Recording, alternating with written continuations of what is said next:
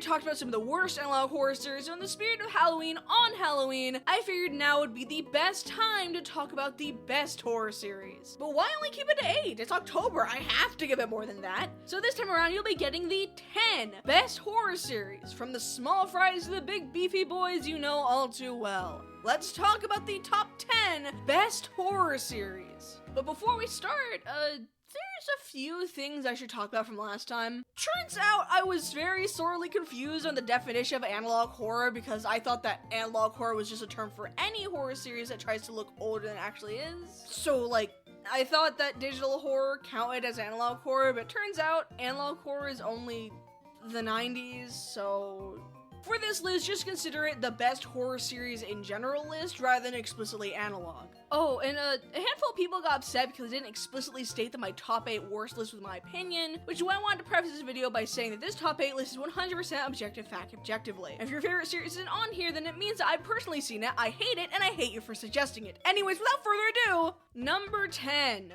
WhiteLock from Mr. Lonely Tapes. WhiteLock is best described as a mix of Mandela Catalog, The Walton Files, and other popular series while still taking its own route to it. Story follows a heavily Christian town called WhiteLock where everyone in it died except for one person. It starts in an interesting way, giving us the ending before the beginning, as although strongly suspected to be the cause, the police don't have enough evidence to convict the man for the deaths. However, we're slowly shown that said person named Adam was very much the one who did it, following a demonic entity called the Mimicker who pretends to be the Lord and demands he spread the Lord's name, in the way of several horrific tragedies. In one such episode, Adam even lures one of their childhood friends, Eve, out into the woods for them, causing them to die, which Adam seems saddened by, but nonetheless let happen. The series has these outstanding little live action sections that feel right out of Mandela despite the channel's size. Wait. You're telling me they have less than 200 subscribers? Wait, you're telling me this series gets under 1,000 views each? What the hell, man? YouTube, what are you doing? Algorithm, work! Anyways, it's a great series despite being the smallest one on this list, so if you're interested in seeing more from them, they'll be linked in the description. Number 9. Hitting Metal 17 Times Every Day. From Hitting Metal 17 Times Every Day. I know this one isn't as horror-y, but I feel like the best horror series are the ones that are willing to do something to stand out. In this case, Hitting Metal is a comedy horror series spoofing on the posting meme every day genre of Instagram accounts, and managing to tell a pretty interesting story. After about 36 days in a row posting the same clip of McKaylee hitting Mel 17 times on a game show, we're given the revelation that McKaylee is stuck in a loop that they are trying to escape. However, the game show host seems dead set on keeping them there for an unknown reason. As we watch day to day, it's shown that McKaylee is trapped in a simulation of his own making, being a CEO of a company that doesn't care about its employees and committing heinous experiments on people, eventually being forced into one of the experimental machines to teach him a lesson. However, eventually, McKaylee manages to escape by overstimulating the system and hitting Metal like never before. However, that's not the end of things, as McKaylee, having emerged the same person as when they entered, continues to do their horrific experiments on people and throws the employee that trapped them there in the first place inside in his place, Sam. The second season takes more of a focus on the game show host Sasha, who as it turns out was never in control either, having come to the company in desperate need of money and being promised $50,000 if they agreed to do the experimental work, to which they were quickly shoved in the machine with the promise that if they keep McKaylee there, they'll eventually be let out. Around the time McKaylee is freed though, Sasha's friend begins trying to find them. As of right now, that's where season 2 has ended, with Sasha's friend getting imprisoned by Valle, but finally getting into contact with Sasha. The series does a hilariously amazing job at mixing humor with existential dread, akin to something like I have no mouth but I must scream, where in one episode you have someone's cranial port being opened up while they're still awake, or two people talking amongst each other about the fear of being trapped forever in a faked game show reality unable to escape even by death, and then you have a musical episode. Fair enough. You can't say fair then fair enough. Speaking of which, you have successfully hit that like button 17 times, which means you are now proud owner of this photograph of motorcar. But property is theft, so unfortunately you'll have to hit that subscribe button. Fair enough? Number 8. Max and Ruby Bootleg DVD Menu, from Leia the DVD and VHS Collector 2007. This one is a Max and Ruby 004 remake, part of a series, however with its very own channel dedicated to it. You see, one of the best things about this series is before this video, they originally just posted genuine menus from genuine DVDs and VHSs, then posted this out of nowhere, and then just went back to business as usual. Not sure when the next part will be, seeing as the continued posting implies that at some point they might just post another continued continuing the series, but I'm excited for when they do, because they did a really good job. The remake has great animation and feels right at home with the show. The voice actor is a near perfect sound-alike and does great as a distressed Ruby, improves the writing significantly, and of course, the shift between the near perfect art style application of Max and Ruby to this strange red rabbit with this stiff, uncanny movement just steals the show for me. It seems to be more so a figment of Max's grief in this, as he follows it after Ruby lashes out at them, also in grief, and immediately afterwards opts to just do as it says in the quick flashes we see, using the door and some rope while Ruby is on the other side, unaware. Even without having watched much of Max and Ruby as a kid, the scene is just depressing and heart-wrenching in a way that other remakes just can't get right in my eyes. I feel like most remakes focus way too much on the flashiness of it, and the blood and gore and shock to it. But here it takes more of a vibing leaf approach in which it focuses more on the sorrow of it, and giving a really dark, depressing message like what you might think could genuinely happen from a bootleg like this. And that's not even mentioning the smaller details, like how clicking on episode 4 again after just plays the normal episode from that point on, just like in the creepypasta. Or how you can hear the author gasp in certain sections very subtly. Point is, it's way too good, way too underrated, and I can't wait to see more from it. Number 7. Monument Mythos from Manticore. Of course I'm talking about the series. Monument Mythos is a fantastic series presenting an alternate timeline of US history, where the US monuments are used as a means of cruel and unusual punishments and are shown to have anomalous, even alien properties. It's one of the few analog horror series I feel does an inclusion of real people well, not to mention its fantastic creativity with things, especially the whole Dean democracy thing. There's also the special tree, which apparently is what the Washington Monument was built around, but the best episode in my opinion is the Rockefeller tragedy, where we hear the little girl recount the story of this tree through child drawings. It starts with Rockefeller seemingly finding a special tree, much like the one in the monument. After 4 years, they're finally able to get the tree in the center of the town. The girl had saved enough money to buy an ornament, and they wanted to be the first person to decorate the tree, gathering their friends so they could reach the top. However, when they placed the star, the tree formed an arc, shot lightning, and teleported them to an alternate timeline. Details of their lives had changed, history changed, and some people didn't even have the same parents. And at the end, it's revealed that their hearts are on the wrong side of their bodies. I'd go over the full series, but it's a lot, and there's a lot to go through, so I'd recommend either watching it yourself or watching Nightmind's two-parter on it. It's filled with some crazy stuff like George Washington coming back to life and Alcatraz duplicating like mitosis, so go watch it!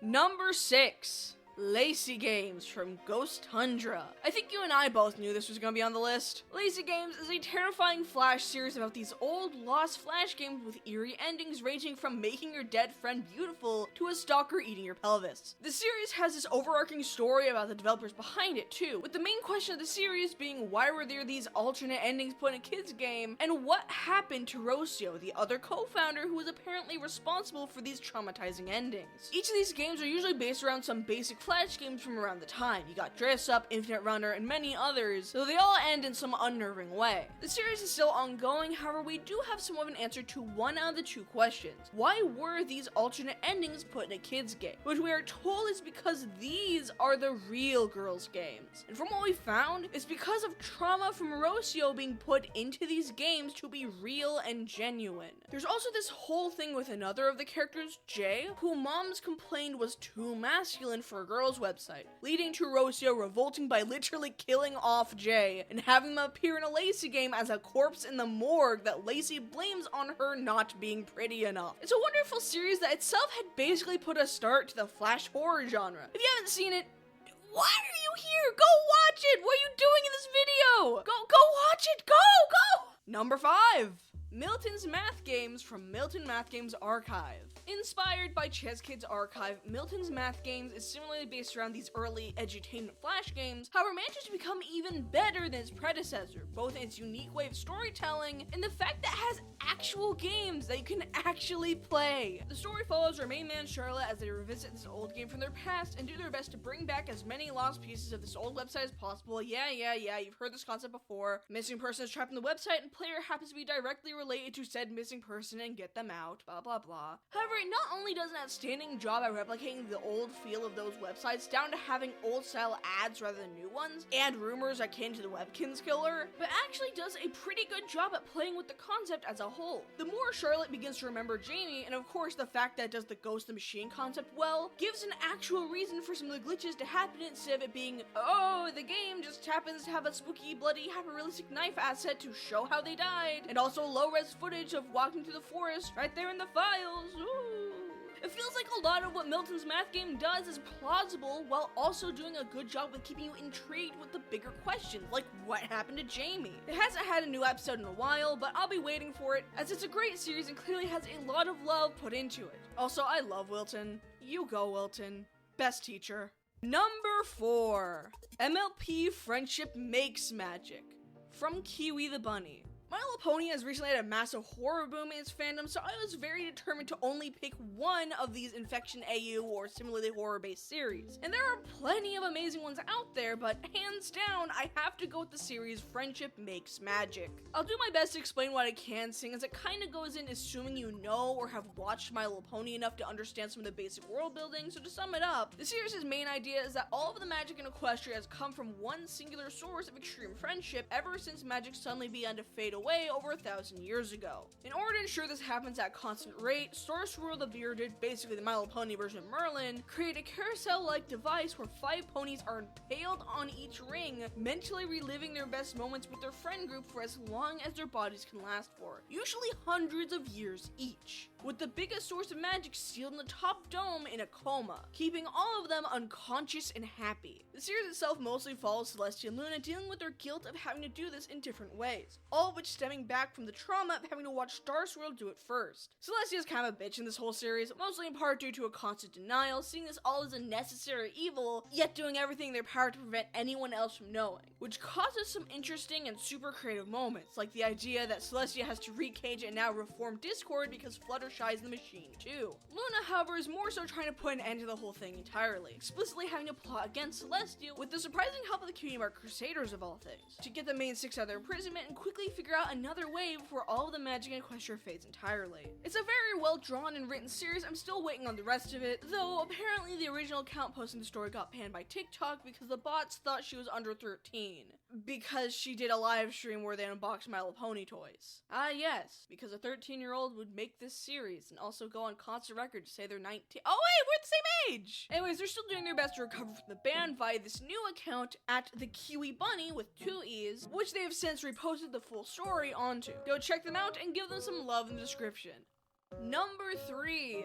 Valle Verde from Alluvium. I would be a complete fool to not put Valle Verde on this list. Valle Verde is a series about an Animal Crossing-like game with advanced technology that was never released. After the game's self-building system manifested Satan, leaving the children who playtested the game trapped, with their only way out being divine mercy. The series is similar to other series I praised on this list and does a fantastic job at actually looking and feeling real. In fact, we see 2 different games in this series with fully animated cutscenes akin to something like Studio Ghibli, not to mention all the realistic models for the time period and small hidden details. For example, right at the start, walking by this robot produces a subtle little robo noise.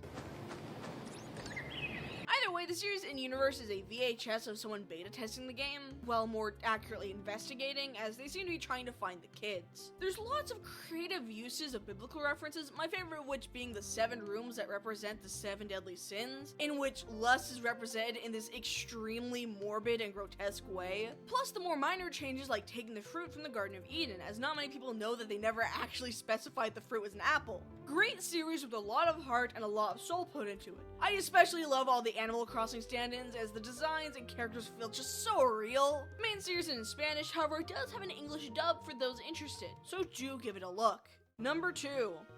Spectrutex Labs from Death by Proxy. What was originally a horror take on that whole "didn't I do it for you" Borzoi meme. It has evolved into a series used for memes and just recently has morphed into one of the hands down best surrealist horror series here on YouTube. Now, the creator doesn't have a playlist for it, so there's a chance I might be missing some lore here or there, but to my understanding, the series mostly follows a gender-ambiguous Borzoi named Elaine, the lead researcher at a lab. After an unknown incident, they become this almost eldritch monster. However, despite this, is dedicated to their research, housing many other monster friends, with the only exception being the janitor. There's also this mysterious fella in the tubes. However, the lore mostly took a backseat, being a mostly silly series up until recently, where the creator has brought it back after almost a year. The series, now taking a more surrealist tone, shifted from just memes and fellows vibing to basically thrusting you into a world beyond comprehension, doing an elevator bit. Does a really great job building this natural unease despite the basic and normal scenario. Elaine meets the repairman who fixes the building's lift. However, up to floor 13 they find hell, the void, and it's all done in this strange nonchalantness despite the dread.